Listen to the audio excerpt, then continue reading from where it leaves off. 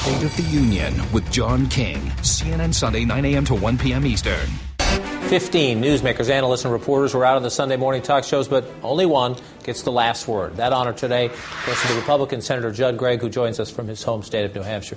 Senator, good to see you again. Let me start quickly where we left off with Senator Kerry. He says, and the White House Chief of Staff, Rahm Emanuel, says, until there's a resolution of the political crisis in Afghanistan, either a runoff election or an agreement on power sharing, the president should wait and not announce his troop decision. Others have said if the enemy is al-Qaeda and the Taliban, the government of Afghanistan is irrelevant. Make that decision. Where do you stand?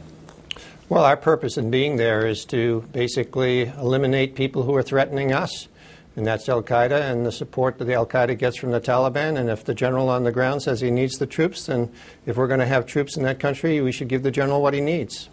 One of the big disputes here in Washington is on the front page of one of your newspapers this morning. Here's the Sunday News. Out of work, short on time. It talks about New Hampshire families whose unemployment benefits are about to run out. This has been held up. Extending the benefits has been held up because of a disagreement, procedural mostly, between Democrats and Republicans here in Washington. Will that be done soon and resolved?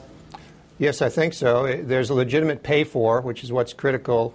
First, these type of benefits should be extended, but they should be paid for. We shouldn't pass the bill on to our kids. And there's a legitimate pay for that's been identified. So I think we'll clear this up fairly soon, and we'll be able to extend benefits.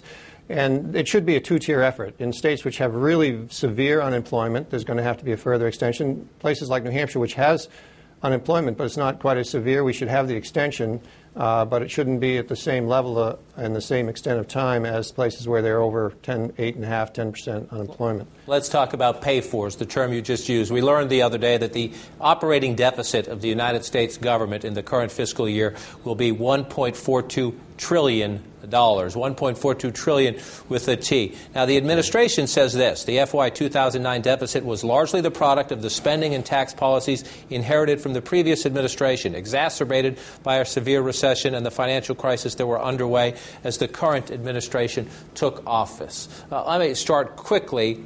Your perspective on, you almost joined this administration and you had some disagreements over issues like this. Is that fair, what they say? Well, if you're going to be political about it, yes. But this deficit is driven by us. I mean, you talk about systemic risk. The systemic risk today is the Congress of the United States, that we're creating these massive out-year debts, which we're passing on to our children. We're going to undermine fundamentally the quality of life for our children by doing this. And the projections for the deficit for the next 10 years under the Obama budget are $1 trillion a year. Now, you can't blame that on George Bush. And we're taking the public debt from 40% of GDP, which is tolerable but still too high, up to 80% of GDP, which means we're basically on the path towards a banana republic type of financial situation in this country. And you just can't do that. You can't keep running these programs out and not paying for them, and you can't keep throwing debt on top of debt. And it's all really primarily a function, in the long run at least, of growing the government too much. We're taking the size of the government from 20% of gross national product up to about 26%. We're not, but I mean, this administration is proposing that.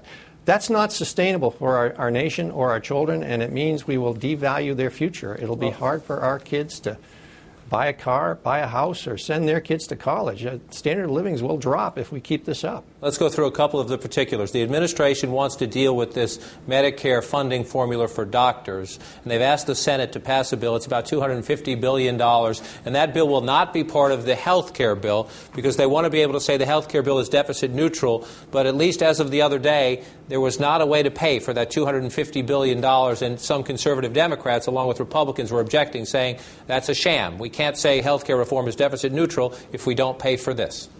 That's absolutely right. That's gamesmanship bunk to do that. I mean, the idea that you're going to add $250 billion to the debt over the next 10 years and claim that it's off budget in some way so you don't have to look at it, so you can go forward with a health care plan which is going to spend $1 to $2 trillion over the next 10 years, it's just a very bad way to manage your household, to say nothing of your government. It shouldn't be done. We should pay for this every year. We've only done yearly fixes in this area, the doctor fix, because it's a pretty difficult number to always pay for, but we have always paid for it. Now suddenly the administration is suggesting we do a 10-year fix and we not pay for any of it. Wrong way to do it.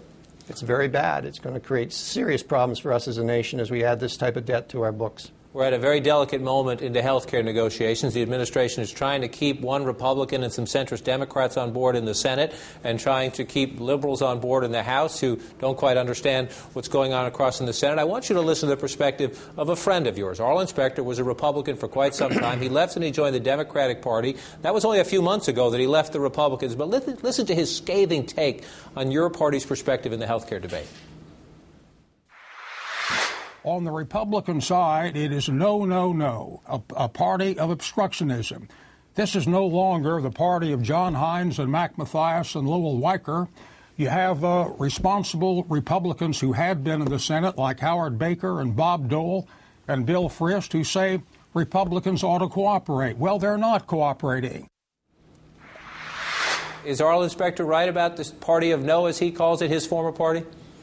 Well, I suppose he has to call it something now that he's left the party, but I think that's unfortunate because if you look at the proposals, I have my own personal proposal that I put forward, which is very substantive, very comprehensive. Senator Coburn, Senator Burr have a comprehensive proposal, and then there's a bipartisan proposal that I'm a co-sponsor of with Senator Wyden and Senator Bennett. All of these are very positive proposals which would accomplish significant health care reform, which would move us down the road in a very positive way towards getting everybody covered, bending the out-year cost curve and making sure people didn't lose their insurance.